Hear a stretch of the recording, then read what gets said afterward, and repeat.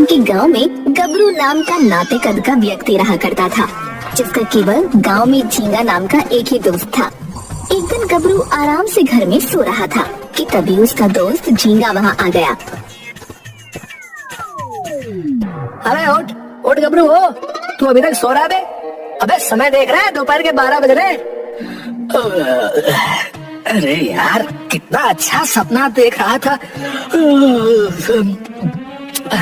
अबे उठा क्यों दिया मुझे?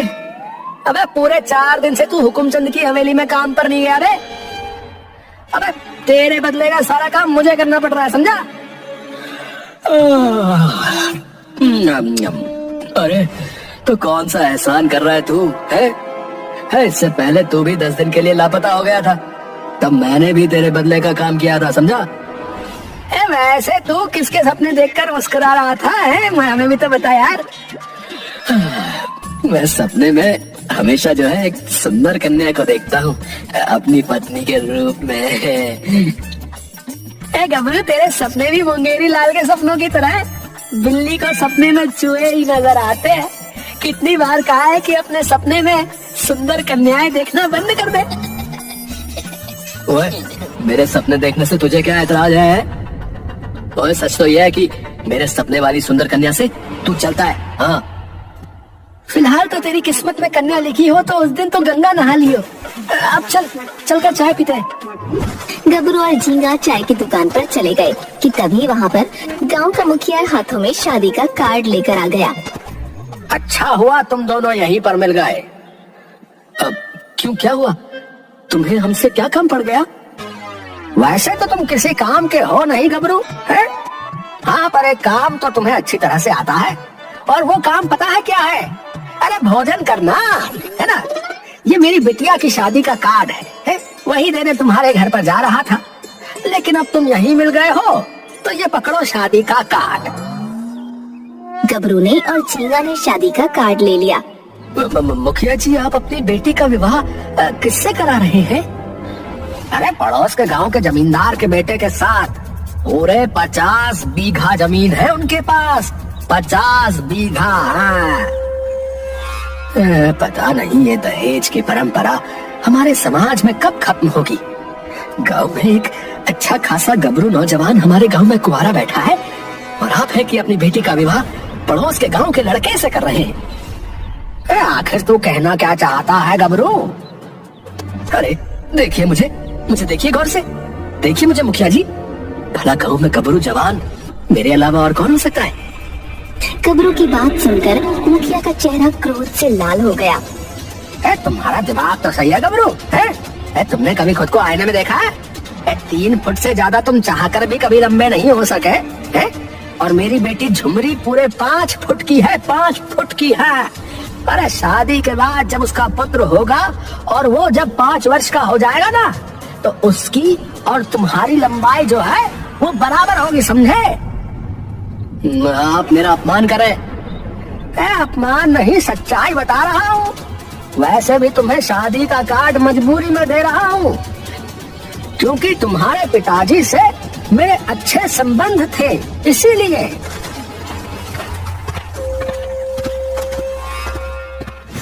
मुखिया ने तेरा इतना अपमान किया गबरू, है? क्या तो मुखिया की बेटी की शादी में जाएगा रे? अरे क्यों नहीं जाऊंगा, बिल्कुल जाऊंगा भैया। झींगा, देखना जब मैं मुखिया की बेटी की शादी में जाऊंगा ना, तब सारी कन्याओं की नजर जो है सिर्फ मुझ पर ही होगी। हाँ। अरे इसमें तो कोई शक की बात नहीं है रे गबरू। सारी कन्याओं की नजर जो है सिर्फ तुझ में ही होगी। गबरू क्रोधित होकर वहाँ से चला गया।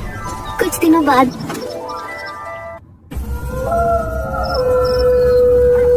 झींगा और गबरू मुखिया की बेटी की शादी में चले गए। शादी में गबरू की नजर गांव की एक सुंदर कन्या पर पड़ी। गबरू मुस्कुराते हुए उस कन्या के पास जाकर बोला, आपका नाम क्या है? आप तो इस गांव की नहीं लगती। मेरा नाम चंपा है, मैं पड़ोस के गांव में रहने वाली हूँ और मुखिया की दूर की रिश्तेदार हूँ। वैसे ये सब कुछ आप क्या पूछ रहे हैं? वैसे तो पूछने की कोई खास वजह नहीं है, लेकिन मैं देख रहा था कि आप जो है मुझे काफी देर से बहुत गौर से देख रही थी, क्या बात है? मतलब आपको पता है कि मैं आपको इतनी गौर से क्यों देख रही थी? एक नवयुवक को जब कोई कन्या बहुत गौर से देखे तो उसका क्या मतलब निकाला जा सकता है? सीधी सी बात है, इस पूरे समारोह में मैं आपको बहुत पसंद आ गया हूँ, यही बात है ना? गबरू की बात सुनकर चंपा जोर जोर से हंसने लगी। चंपा के हंसने पर सभी लोग चंपा और गबरू की ओर देखने लगे। तुम्हें कोई गलतफहमी हुई है। दरअसल पूरे समारोह में मैं तुम्हें इसलिए देख रही थी क्योंकि मैंने तुम्हारे जितना नाटा व्यक्ति अपने जीवन में कभी नहीं देखा। मैं अपनी सहेलियों से यही बातें कर रही थी कि अगर तुम्हें किसी सर्कस में भर्ती करा दिया जाए तो सर्कस वालों की तो बल्ले बल्ले हो जाएगी। चंपा की बात सुनकर गबरू का दिमाग खराब हो गया। तो इसका मतलब यह है कि तुम मुझे मजाक उड़ाने वाली नजरों से देख रही थी? सिर्फ मैं ही नहीं बल्कि समारोह में जितनी भी लड़कियां मौजूद हैं, सभी तुम्हें मजाक उड़ाने वाले अंदाज में ही देख रही हैं। अब तुम ही बताओ, भला तुम्हारे जैसे बागड़ बिल्ले से विवाह कौन करना चाहेगा? चंपा की बात सुनकर गबरू चंपा से कुछ बुरा भला बोलने ही वाला था कि उसे झींगा वहाँ से बाहर खींच कर ले गया। गबरू गुस्से में जंगल की ओर चलने लगा। अरे पागल हो गया था क्या है? मुखिया की बेटी की शादी में खाना खाने आया था या झगड़ा करने? तूने सुना नहीं वो मेरा किस तरह से मजाक उड़ा रही थी? अबे वो तो अच्छा हुआ कि मैं आ गया, नहीं तो मुखिया तेरा पीट पीट कर बुरा हाल कर देता। और तू जंगल की तरफ क्यों जा रहा है ये बता? मैं गाँव वापस अब तभी जाऊंगा जब मेरे पास सबसे सुंदर पत्नी होगी। हाँ। अबे तो क्या सुंदर पत्नी तुझे जंगलों में मिलेगी बे? हैं? वो सब मुझे नहीं पता, लेकिन अब मैं गांव में तभी कदम रखूंगा जब मैं संसार की सबसे सुंदर स्त्री से विवाह कर लूंगा। देखना झींगा, और सारे गांव वाले जल भुन के राख हो जाएंगे। झींगा और गबरू बातें करते हुए जंगल के काफी अंदर निकल आए कि तभी उनके कानों में एक साधु की आवाज टकराई। झींगा और गबरू ने देखा कि एक साधु पेड़ के ऊपर चढ़ा हुआ था। तुम दोनों जरा पेड़ से मुझे नीचे उतार दो। अरे साधु महाराज, इस पेड़ के ऊपर आप क्या कर रहे हैं? असल में मैं यहाँ पर तपस्या कर रहा था, तभी अचानक एक शेर आ गया। अपने प्राण बचाने के लिए मुझे पेड़ के ऊपर चढ़ना पड़ा। पेड़ पे क्यों चढ़े हैं? अरे कैसे साधु हो तुम? अरे एक मंत्र शेर के ऊपर पढ़कर फूंक देते, शेर जल के राख हो जाता। मूर्ख, ये काम मैं कर सकता था, लेकिन मैं किसी जीव की हत्या नहीं कर सकता। अरे सीधे सीधे क्यों नहीं बोलते साधु महाराज कि आप पाखंडी साधु हैं? तुम दोनों को साधुओं से बात करने की जरा सी भी तमीज नहीं है। मेरी मदद करने की बजाय तुम दोनों मुझे पाखंडी बोल रहे हो। ओ साधु बाबा जी हो, हम फ्री में किसी की मदद नहीं करते, समझे? समझ गया। अगर तुम दोनों मुझे पेड़ से नीचे उतार दोगे तो मैं तुम दोनों में से किसी एक का विवाह सुंदर कन्या से करा दूंगा। साधु की बात सुनकर झींगा और गबरू खुश हो गए। क्या सुंदर कन्या? अरे साधु महाराज, आप तो बहुत पहुंचे हुए हैं। आपने पहले क्यों नहीं बताया कि आप इतने बड़े ज्ञानी हैं? रुकिए रुकिए, हम दोनों आपकी पेड़ से नीचे उतरने में मदद कर देते हैं। चल झींगा। गबरू और झींगा ने साधु को पेड़ से नीचे उतार दिया। यहाँ से कुछ दूर एक तालाब है। उस तालाब के पास एक सुंदर कन्या रहती है, लेकिन वहाँ पर सिर्फ एक ही सुंदर कन्या रहती है। इसलिए तुम दोनों में से कोई एक ही उससे विवाह कर सकता है। लेकिन वो हम दोनों में से किसी एक से विवाह क्यों करेगी? है जरूरी तो नहीं कि हम दोनों से पसंद आ जाए। तुम निश्चिंत होकर वहाँ जाओ, लेकिन जहाँ तक मेरा अनुमान है वो तुम्हें जरूर पसंद करेगी। जब वो तुम्हें पसंद कर ले तो मैं तुम्हें यहीं मिलूंगा, इसी जंगल में तुम्हारा विवाह करा दूंगा। गबरू और झींगा साधु के कहे अनुसार आगे बढ़ गए। कुछ दूर चलने के बाद उन्हें एक तालाब मिला। ए गबरू, यहाँ तो हमें कोई भी आसपास रहता हुआ नजर नहीं आ रहा रे। तभी वहाँ धुंध छा गई। ये क्या हो रहा है गबरू? उस साधु ने हमें किसी गलत जगह पर तो नहीं भेज दिया यार? झींगा ने इतना बोला ही था कि धुंध वहाँ से खत्म हो गई। उन दोनों के सामने एक बेहद सुंदर स्त्री खड़ी हुई उन दोनों को देखकर मुस्कुरा रही थी। झींगा भाई, मैंने ना इतनी सुंदर स्त्री ना अपने जीवन में नहीं देखी। तुम चाहे बुरा मानो या भला मानो, स्त्री से विवाह तो मैं ही करूंगा, भले ही मुझे इसके लिए तुम्हारी जान ही चुना लेनी पड़े। जैसी तुम्हारी इच्छा गबरू है, तुम ही इस स्त्री से विवाह कर लो, लेकिन फिलहाल तो ये स्त्री तय करेगी कि ये किससे विवाह करेगी, समझे? गबरू उस स्त्री की ओर देखकर बोला, मेरा नाम गबरू है। हमें यहाँ पर एक साधु महाराज ने भेजा है। उन्होंने कहा था कि तुम्हें यहाँ पर एक सुंदर स्त्री मिलेगी, और वो सुंदर स्त्री हम दोनों में से किसी एक को पसंद कर लेगी। लेकिन मुझे पूरा यकीन है कि तुमने मुझे ही पसंद किया होगा। तुमने बिल्कुल सही कहा गबरू, तुम्हें देखते ही पहली नजर में मुझे तुमसे प्रेम हो गया। चलो हम दोनों विवाह कर लेते हैं।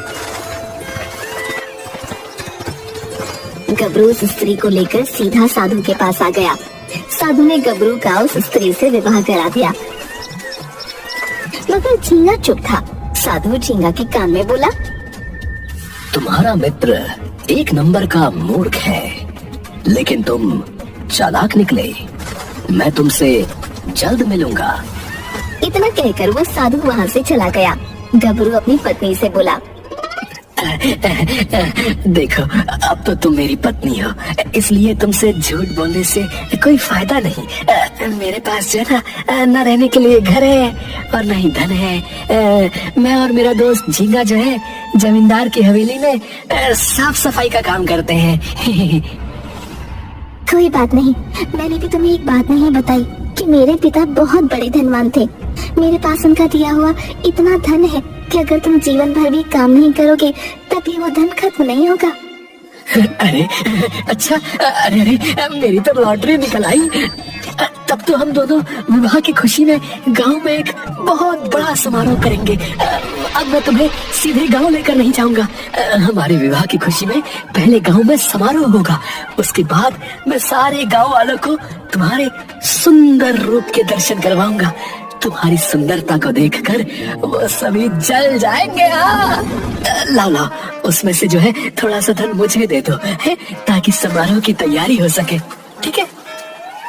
झींगा के बोलने पर उस सुंदर स्त्री ने अपने गले से एक बड़ा सा सोने का हार गबरू को दे दिया। ये लो सोने का हार, इसे बेचकर धूमधाम से समारोह की तैयारी करवाओ। झींगा, इस सोने के हार को बाजार में बेच दो और कल गांव में एक बहुत बड़ा सा पंडाल बनवाओ। और सुनो, गांव के हर एक व्यक्ति को पंडाल में बुलाना, ठीक है? उनके लिए भोजन भी तैयार करवा देना, है? भूलो मत। अबे पागल तो नहीं हो गया है? और मैं तेरा दोस्त हूँ, कोई गुलाम नहीं हूँ। तू तो मुझसे ऐसे बात कर रहा है जैसे हुकुमचंद हमसे बात करता है बे। ओए झींगा, ओए, अब मैं हुकुमचंद से कहीं ज्यादा अमीर हूँ। कुछ समय बाद मैं हुकुमचंद की हवेली को भी खरीद लूंगा, देखना। लेकिन तुझे काम से नहीं निकालूंगा। तू वैसे ही काम करते रहना जैसे कि पहले करता था। गबरू की बात सुनकर झींगा क्रोधित हो गया, लेकिन झींगा ने गबरू से कुछ नहीं कहा। झींगा ने सोने के हार को बेचकर अगले दिन गांव में बहुत बड़ा पंडाल तैयार करवा दिया। पंडाल तैयार होता देख गांव का मुखिया झींगा से बोला, क्या बात है झींगा, तेरे पास इतना धन कहाँ से आया है? और ये पंडाल किस खुशी में सजवा रहा है रे? मैं आपके ही पास आने वाला था मुखिया जी। दरअसल मेरे दोस्त गबरू ने जो है विवाह कर लिया है। अरे ये कैसी बहकी बहकी बातें कर रहा है रे? तेरे दोस्त से कौन विवाह करेगा भला? किस स्त्री ने अपना जीवन बर्बाद कर लिया रे? शाम तक आप उस स्त्री को स्वयं देख लेना मुखिया जी। तो फिर सारे गांव के लोगों को मैं आमंत्रित करूंगा। मैं भी तो देखूं बेचारी वो कौन सी स्त्री है जिसने अपना जीवन बर्बाद कर लिया। शाम तक पंडाल सजकर तैयार हो गया। गांव के सभी लोग एकत्रित होकर गबरू और उसकी पत्नी का इंतजार कर रहे थे। तभी वहाँ पर गबरू अपनी पत्नी को लेकर अकड़ता हुआ पंडाल में आ गया।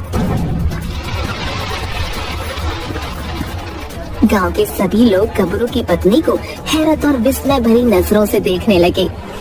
गबरू, इतनी सुंदर स्त्री तुझसे विवाह करने के लिए मान कैसे गई? मुझे तो कुछ गड़बड़ लग रही है। मैं जानता था कि तुम मेरी पत्नी को देखकर जल बुन के राख हो रहे होगे। मुखिया, तुझे क्या लगता था कि मेरा विवाह कभी नहीं होगा? हैं? तू कहना क्या चाहता है रे? कल तेरे यहाँ चंपा ने मेरा अपमान किया था मुखिया। उस अपमान का बदला लेने के लिए ही मैंने इस संसार की सबसे सुंदर स्त्री से विवाह किया है, जो सुंदर होने के साथ साथ बहुत धनवान भी है। और वो दिन दूर नहीं जब मैं पूरे गांव को खरीद लूंगा। गबरू ने इतना कहा ही था कि तभी उस सुंदर स्त्री का रूप बदलने लगा। मगर गबरू बात करने में इतना मगन था कि वो देख ही नहीं पाया कि उसकी पत्नी एक चुड़ैल में परिवर्तित हो गई है। गांव में भगदड़ मच गई। अरे, अभी गांव खरीदा नहीं है और तुम सब अभी से भाग रहे हो। रुक जाओ। अरे मूर्ख, ओए, अपने बगल में देख ले। तू जिसे अपनी पत्नी बनाकर लाया वो कोई इंसान नहीं बल्कि एक चुड़ैल है। गबरू ने जैसे ही अपनी पत्नी को देखा तो वो पूरी तरह से चीखने लगा। अरे, तो तुम तो इतनी सुंदर थी, अचानक तुम्हारे सुंदर चेहरे को क्या हो गया? मूर्ख इंसान, तुझे इतना भी समझ नहीं आया कि उस साधु ने तेरा विवाह एक चुड़ैल से करवाया है।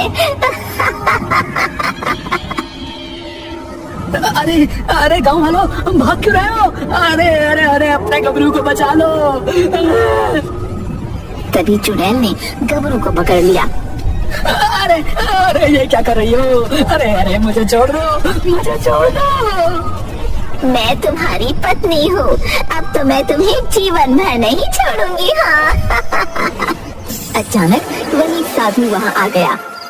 साधु महाराज, आखिर मैंने आपके साथ ऐसा क्या गलत किया था कि आपने मेरे साथ ऐसा किया? मूर्ख, तुमने मुझे पाखंडी कहा, जिससे मुझे क्रोध आ गया। अरे तुम मुझे मार पीट लेते हैं, लेकिन मेरे साथ ऐसा करने की क्या जरूरत थी? मुझे बचा लो साधु महाराज जी, मैं आपसे क्षमा मांगता हूँ। आज के बाद मैं कभी भी किसी से भी बदतमीजी से बात नहीं करूंगा, बता रहा हूँ। तेरा दोस्त झींगा एक समझदार व्यक्ति था। वो समझ गया कि कुछ न कुछ गड़बड़ है, लेकिन तू मूर्ख व्यक्ति निकला। गबरू बच्चों की तरह रोने लगा। साधु को उस पर तरस आ गया। साधु ने अपने हाथ की मटकी खोल ली। अचानक चुड़ैल धुआं बनकर उस मटकी में समा गई। याद रखना बालक, आइंदा कभी किसी साधु से बुरा व्यवहार मत करना। और इसके बाद साधु वहाँ से चला गया और गबरू बैठकर रोने लगा। उसके बाद कभी गबरू ने किसी साधु का मजाक नहीं बनाया।